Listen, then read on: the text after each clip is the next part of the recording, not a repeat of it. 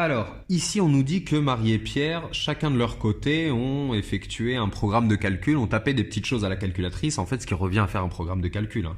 Et on nous demande donc, on nous affirme pardon qu'ils ont obtenu le même résultat, et on nous demande le nombre qu'ils ont choisi au départ. Bah, on va écrire x comme le nombre qu'ils ont choisi au départ. Donc, soit x le nombre choisi au départ par Marie et Pierre. À ce moment-là, on va essayer de retracer le parcours qu'a fait Marie. Marie, elle a rentré son nombre, x, puis elle a appuyé sur le symbole de multiplication, puis 2, donc elle a multiplié son nombre par 2.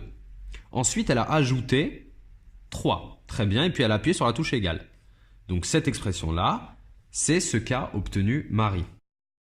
Bien sûr, ce qui nous dérange, sa calculatrice, elle n'a pas affiché ça, hein, elle a affiché un nombre en chiffres donc qu'on ne connaît a priori pas, donc c'est le résultat qu'a obtenu Marie en fonction de x.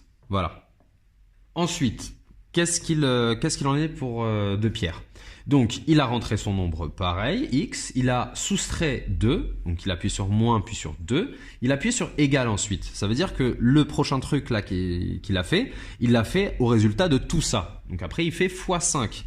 Mais il multiplie par 5, il multiplie par 5 le résultat de tout ça. Donc on est là obligé de mettre des parenthèses. Donc le tout x 5. Parce que si on met pas de parenthèses, le 5 il multipliera que le 2 d'après les priorités. Et c'est pas tout à fait ce qu'il a fait. Ensuite, on nous dit qu'il a appuyé sur plus, puis sur 8. Puis ensuite, il a ajouté 8. Il a ajouté 8 donc à tout ça. Et enfin, il appuie sur égal. Voilà.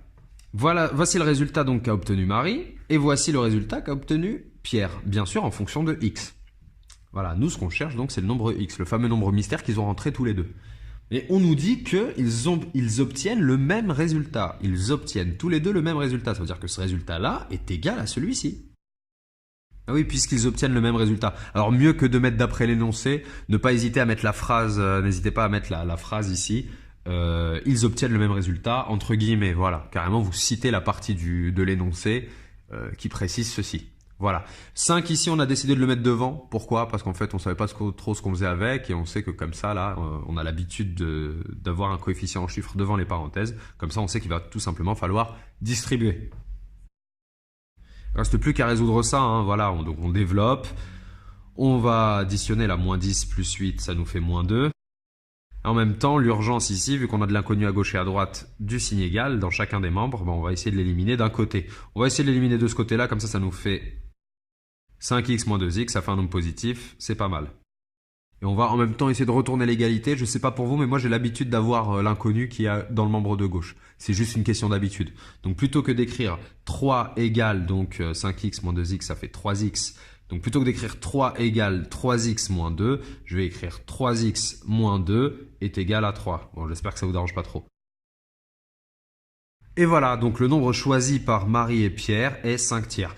Si tu as une calculatrice sur toi, je te conseille donc d'effectuer le programme de calcul de Marie avec 5 tiers, d'effectuer le programme de calcul de Pierre avec 5 tiers et de bien vérifier que tu as le même résultat. Normalement, ça doit être le cas. Voilà.